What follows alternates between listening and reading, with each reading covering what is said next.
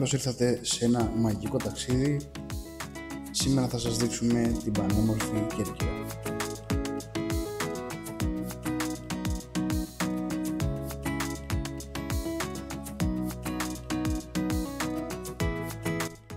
Παλαιότερη αναφορά για την Κέρκυρα καταγράφεται την μιναϊκή περίοδο γύρω στο 1400 π.Χ. με την ελληνική λέξη κοροκουράιτζο δηλαδή, σε γραμμική Β, που μεταφράζεται άντρας από την Κέρκυρα. Σύμφωνα με τον Στράβωνα, η Κόρκυρα ήταν το ομηρικό νησί της Χερίας και οι κάτοικοι του νησιού ήταν γνωστοί σαν Φέακες. Το νησί έχει πραγματικά ταυτιστεί από πολλούς ιστορικούς μετά τον 6ο αιώνα π.Χ. με το νησί των Φεάκων, που περιγράφεται στην Οδύσσεια του Ομήρου, αν και άλλοι ιστορικοί την ταυτίζουν με την Ιθάκη. Ο Ελλανικός ο Λέσβιος αναφέρει ότι ο Ποσειδώνας ερωτεύτηκε παράφορα την νύμφη Κέρκυρα ή Κόρκυρα, κόρη του ποταμού Ασοπού, την απήγαγε από το σπίτι της στην αρχαία Βιωτία και την έφερε στο νησί όπου γεννήθηκε ο καρπός της σχέσης τους Φέακας.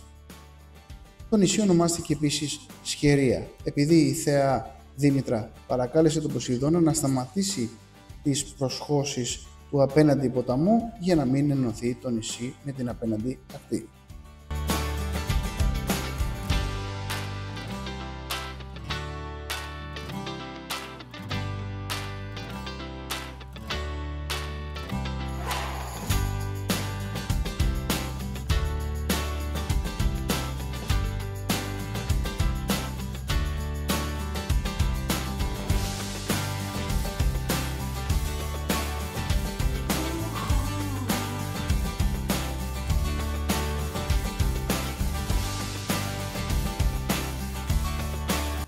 Το εκκλησάκι της Παπαντής στο Κομμένο. Αυτή η εξαίσια εκκλησία, η οποία ονομαζόταν Εκκλησία της Πεντακοστής, χτίστηκε το 1713 κατά τη διάρκεια της βενετικής κυριαρχίας από τον Ντάνιελ Κομπίτσι, τον απόγονο μιας κρητικής αριστοκρατικής οικογένειας που ήρθε στην Κέρκυρα το 1669, μετά την πτώση της Κάντιας, του σημερινού Ηρακλείου.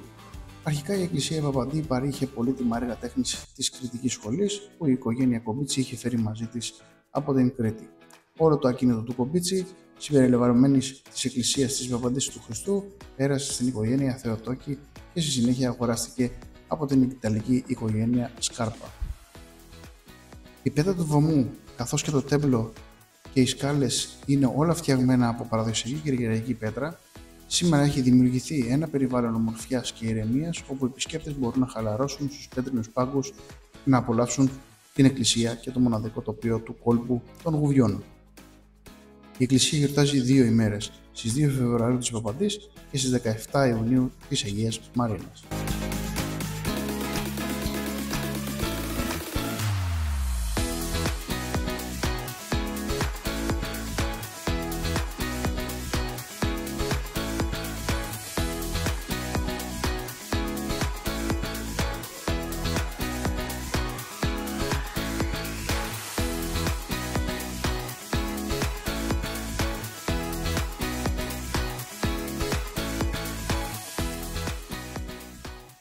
Πάμε τώρα να βγούμε λίγο έξω από την πόλη και να δούμε σημεία πάρα πολύ όμορφα.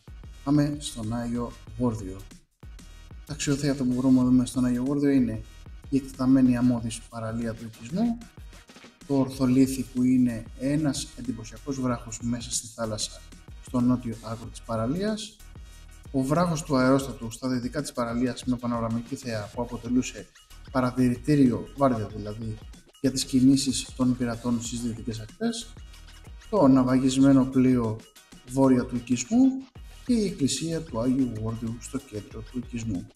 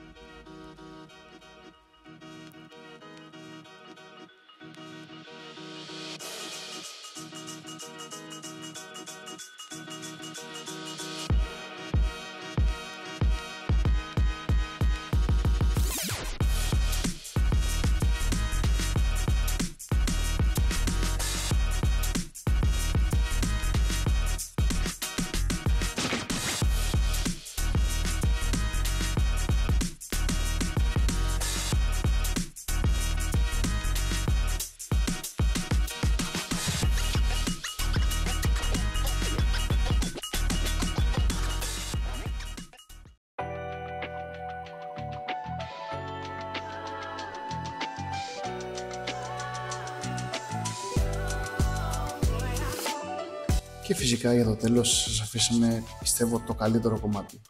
Επί 3 ώρες, πλήθος κόσμου που υπολογίζεται στις 4.000 άτομα παρακολούθησαν με κομμένη την ανάσα κλασικά κομμάτια, χοροδιακά, οπερετικά και εμβατήρια στο Διεθνές Φεστιβάλ Φιλαρμονικών Ιωνίων Νήσων, που φυσικά έγινε στην Κέρκυρα.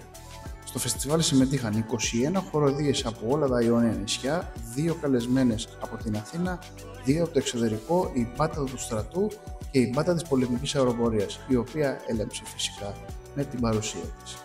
Το σόου σε μηδενικό χρόνο ταξίδεψε μέσω του διαδικτύου έως και την Αργεντινή, ενώ μηνύματα ενθουσιασμού έφτασαν από κάθε γωνιά του πλανήτη.